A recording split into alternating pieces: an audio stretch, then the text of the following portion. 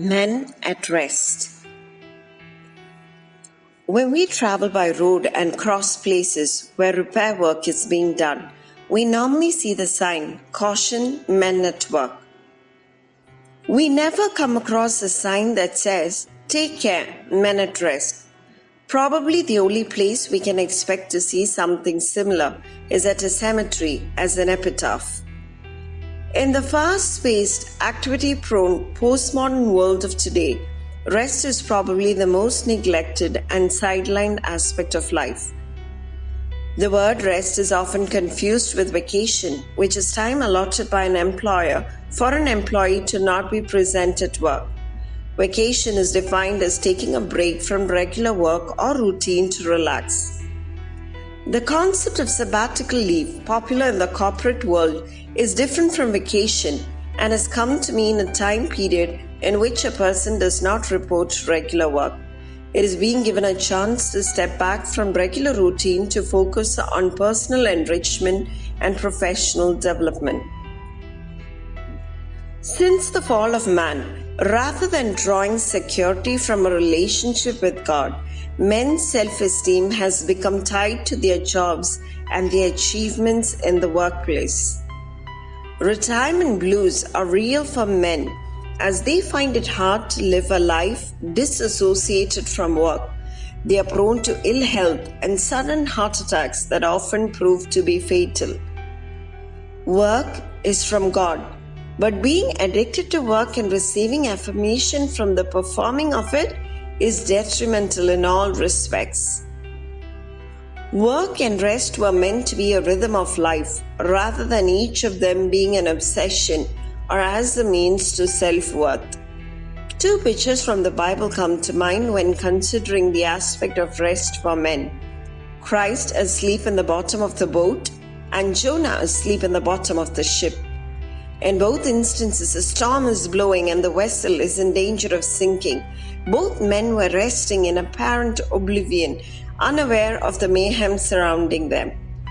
Both were conscious and confident of God's care and protection over their lives, yet not in the same way or manner. One was resting in the calm confidence of doing God's will and the perfect stillness of being in the core of His purposes.